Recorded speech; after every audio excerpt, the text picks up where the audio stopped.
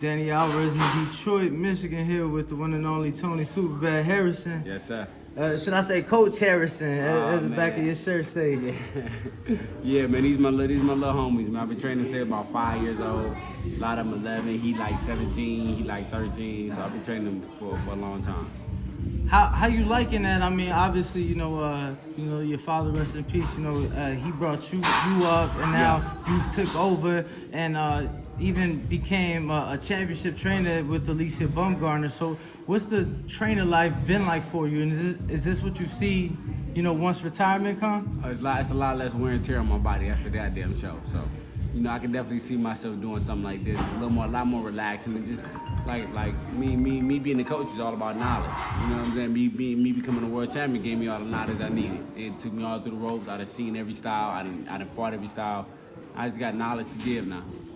What would you say was the biggest thing, biggest takeaway that your father taught you that passed down to you that you've been implementing into your training? Shit. For me, man, it's like you can't get back what you did yesterday. You can't get that back. So let's leave the shit alone. You know what I'm saying? Look for every day is a new day for you. You know what I'm saying? Don't even forget about what happened yesterday. Forget about the loss. Forget about it's a new day. You know what I mean? So just leave all this in the past. Leave the past in the past.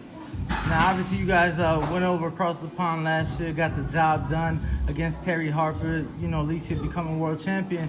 Big fight September the 10th in the unification. Great fight. Absolutely, against Michaela Mayer. Yeah.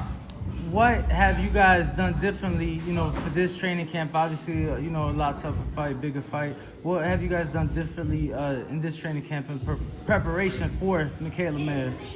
I like a lot of the things she's done, I can't really say.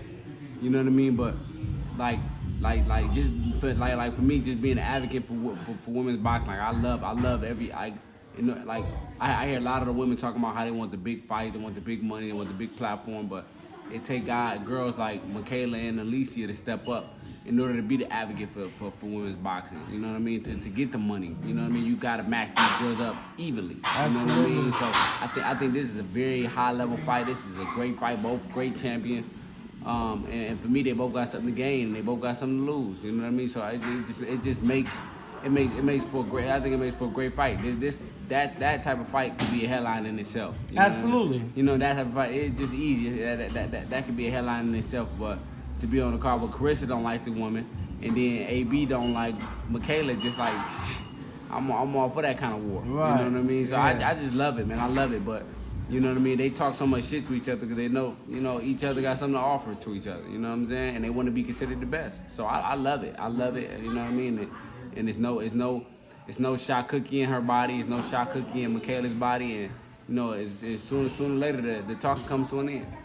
Nah, and that'll be September the 10th. Really looking forward to it. Really quick, just wanted to touch on you. You know, obviously, you still one of the names mentioned at 154, and 154 right now is a very hot division. Yeah. We heard your name a lot coming out of Luis Arias, and you know, possibly that fight, you know, happening. Now, recently, Danny Garcia, he made the move to 154. Right. Just your thoughts on Danny's performance and, you know, your future at 154. I thought Danny performed good, man, for his first fight. He definitely didn't have a fucking easy cookie. You know, at 154, coming in 154, you know, he fought Benavidez, who's a tough cookie. Family lineage is just right. Get him through any, like he'd make it through the 12th round and fighting anybody. Right. You know what I mean? Just because it's family lineage. But I think he had a good performance, man. I think he utilized the ring good, and I think that now he's in a weight class where like that hook is not gonna knock everybody out no more.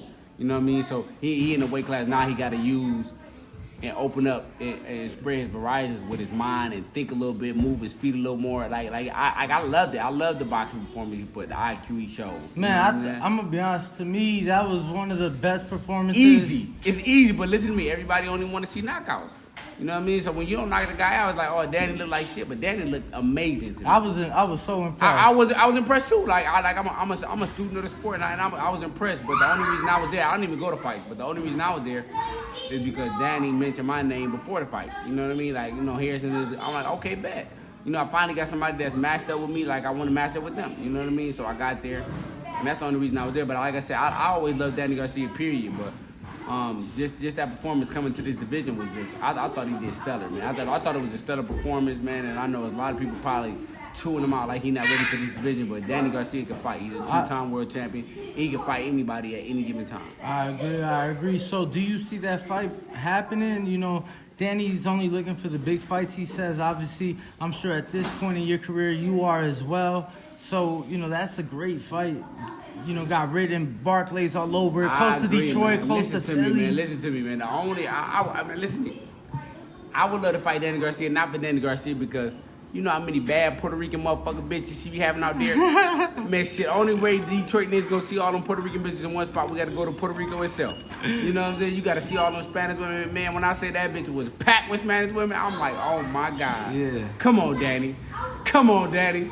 Throw a nigga a bone. You know what I'm saying? Throw it so, but, you know what I mean? But for me, man, I swear to God, I really feel like I'm probably the most denied. You know what I mean? Like, I'm the guy that don't nobody really kind of want to fight. You know what I'm saying? I'm in between a puncher and a boxer. I'm in between this and that. I'm fast. I'm strong. I'm linky. You know what I'm saying? I got good ring IQ. So I think I'm just a guy that nobody wants to fight, man. And after a great performance in Sergio Garcia, and Sergio Garcia had a good performance against Fundora, it's just like, now my doors is closed. You know what I mean? There's only one motherfucker that screamed my name out as much as, like for me to, like, I would love to get back in the ring like September, October, but it don't look like that's happening because we have nobody for me to fight.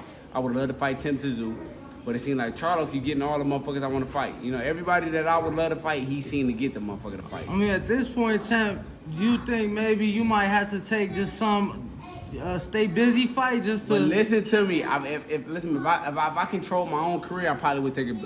Like Luis Arias is a stay busy fight for me. It's just get off the couch after drinking a brew or something. You know what I'm saying? Go fight him. I'm like, all right, bet. You know what I'm saying? Like, champ, you can't overlook him. Man, he's a fucking bum. That's a real cold bum. I know y'all love that motherfucker, but he's a bum. No, I'm just saying. No, y'all love that motherfucker. I'm sure though. Jared Hurd probably. That's all I'm saying. Like, I'm sure. Man, Jared Hurd fucking conditions was tampered with. That motherfucker fought in the ring with an open stadium that was raining, with fucking big ass logos in the middle where you gotta slip every 2 seconds. Like, that motherfucker can't beat Jared Hurd, but he got. Listen to me, it's better to be lucky than good. He got lucky, and I'm cool with that. He got lucky. You know what I'm saying? You can tell he got lucky because the end of his performance, he like, oh, Jared Hurd, he had me hurt. He didn't even know it. Like, a bitch move, another bitch move. Like, oh, that nigga didn't have me. Where he could beat me. He a bitch. That nigga can't fight. I would jump up the couch after drinking a brew and fight him. No, dead serious though. Like, I know y'all. So as far as the big fights, if it ain't Danny, who? Then who? Tell me who. Tell me who would they like for me to match up with? I mean, Fundora. What's wrong with Fundora? Pay me the money. I fight him too. Just pay me the money. I fight him. I mean, whoever they want. That ain't been offered. Fundora ain't been offered. Man, listen to me. If it come across my table, I usually say yes. It ain't nobody that came across my table I said no to. If it come across my table, and like I said, a lot of people think that, oh, well, he can fight this guy, he can fight this guy, he can fight, but it ain't that easy. The fight gotta come across my table. In order for me to get the motherfucker, I gotta come across my table. Can't just be a fan like fight. Would you make of Jamel's performance against Castaño this past night? I thought he looked stellar too. I don't like the nigga, but I thought he looked stellar. I thought, like, it's not even no hate in my blood. Them motherfuckers look stellar, man. Danny look good, Charlo look good, them niggas look good. Like, and it geeks me up, like, damn, when can I get this action? Right. You know what I'm saying? But it seems like I just can't get it. So why I don't even, like, parade myself to even say, like, you know, that these niggas did good. They did good, though. Like, did it surprise you that they booked the Charlo-Tim Tszyu fight all the way to January? It surprised me that the nigga got Tim Tszyu. Like, come on, man. How these niggas that ain't... I mean, that ain't his fault, Tim. I know it ain't, but... Yeah. That's on the sanctioning bodies. Yeah, that's on the sanctioning bodies. Let me tell you, the best advice I could give any fighter that's in line for a title shot that keep, like, Erickson, let me tell you, Erickson got fucked. You can't lie, he got fucked. Erickson fucked himself. Because at some point he could have just stood tall, like, look, man, and that's what I'm saying. These fucking fighters need to start going to these fucking conventions, yo. That's how Loma got franchised. They need to start showing up, fucking petitioning, getting their opportunities. Yo, I know cats, let me tell you, I know cats from up the road, right? They went hollering at the people, now they fighting, you know, they fighting. No, I get you. That's what they gotta do. But no, I agree, but that's what they gotta do. But like for me, I'm just not going. Look, they just announced the one in Orlando. What's that? I think the BO is in Orlando and the BA is in fucking and it's out here in the state. Maybe the BA's in Puerto Rico. But the convention's coming up these next couple months, champ. Man, but you like Spanish women? Go Spanish lick you a women. fat ass on the beach out there in Puerto I Rico love and Spanish Orlando, whatever. You feel me? Okay. And go holler at the sectioning bodies. I'm gonna tell you my thing. I'm gonna tell you my biggest thing is I shouldn't have to do it. I'm a fighter. All I'm gonna do is fight. Just Yeah, but you know it's line a up the business. WBO #1 for me and I fight. You know this is a business. Yeah, but shit, I ain't running the business. I'm just a part of the motherfucking shit. I'm just a pawn in the game. Nah, I hear you, but I'm saying you got to play the game. I am. I played the game already. I'm #1 in WBC. I'm #1. That's all. Shit, I'm right there. I'm right there. But I'm gonna tell you what. A lot of fighters don't got patience. You know what? I'm patient enough to sit. I'm gonna keep drinking my brews on my couch until my time comes. I'm not tripping. You don't see me on the motherfucker. I'm raving and ranting, picking motherfuckers on Twitter like that's gonna give me a fight. I'm not doing that. I'm gonna drink me a brew. I'm gonna chill with my little niggas. I'm gonna play Call of Duty at night with my little niggas. I'm gonna go to bed and I'm gonna wake up the same way. And I'm gonna chill until Al say, "Look, this is what we got for you." I'm more than patient enough. Like for me, I'm more. So Al ain't even give you a time frame, champ. But guess what? Tony don't need one. Tony is the guy that I don't need to talk to Al Heyman. I don't need them to call me and say. I'm just gonna be patient. Nah, but at least give me a But date to get ready. But you know what this gives me? You know what free time gives me? It gives me time to hang with my boys. Give me time to hang with my kids. It gives me time not to get punched. Like I ain't got punched since fucking April or whatever the motherfucking fight was. I ain't even took a punch. I didn't spar. I haven't took a punch. My body feels good. You know what I'm saying? Like as far as us as fighting athletes, not like basketball or football, like fighting athletes, like you gotta give your body a break. I be needing them fucking breaks. Well, can't wait to see you back. Got a couple questions from the fans before I let you go. Ruin the 504 New Orleans says, what fighter in the 154-pound division do you have your sights set on? All them motherfuckers.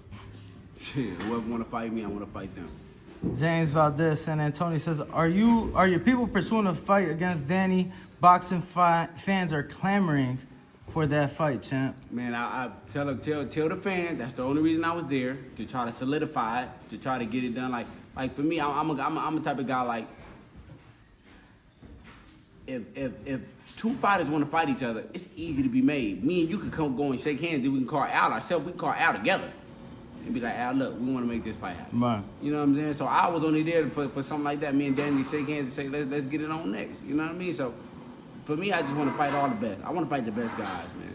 I'm 31. I want to fight the best guys. I don't know how long I got left, but as long as I'm chilling. But I want to fight the best guys. That's it. I feel. And lastly, Brandon Lenz in Houston says you and Jermell Charlo had exchanged a lot of words over the time period of your two fights. Let's say you and Mel bump into each other at an event somewhere. Do you dap them up and speak, or do you just keep it pushing? Depends on how I'm feeling. It really depends on how I'm feeling. Like I said, I don't hate him as a man. I just hate him as a fighter. You know what I'm saying? I hate him as an emotional fighter. Like he's an emotional motherfucker, man. Like it's like a girl. Like I'm dealing with I leave my girl for home to leave to go to a fight. I leave my girl at home to go find my other girl. You know what I'm saying? Like the act, like you know what I'm saying? He's just so emotionally attacked. Like it just bothers me that he's emotionally attacked like that. I gotta ask you, Terrence Crawford. He says he gets through Earl. He coming after Earl cheerleader and Jermell Charlo. I like that too. I like that. How you think he fares at 154 though? I mean, he started at 35. Yeah, I agree. But like I said, these guys that's moving up, I don't think they stop them. But the art of the sport, them motherfuckers mastered that shit. Like they mastered that shit at the weight that when it was 135. They like Terrence Crawford is a fucking dog. Like he mastered the sport of boxing. No matter if he moves it, like what translates when he moves up is power. Like how does the power translate? You know what I'm saying? And then the gloves are bigger. So now you go from punching with 8-ounce gloves, now 10-ounce gloves. Now you like, oh, these gloves is bigger. I might not stop. But that's the temperament of the sport of it. Man, that nigga got that shit down pat. Ain't nobody gonna beat that motherfucker in tip and tap. Like, you know what I'm saying? Like if you expect them just not to stop you, he may not stop you. But that motherfucker gonna beat your ass for 12 rounds. Should the winner of Earl and Crawford fight Boots next? Fight who? Boots. I would say no. As a fan of this sport, I would say yes. But as like a real legit fighter, no. Okay.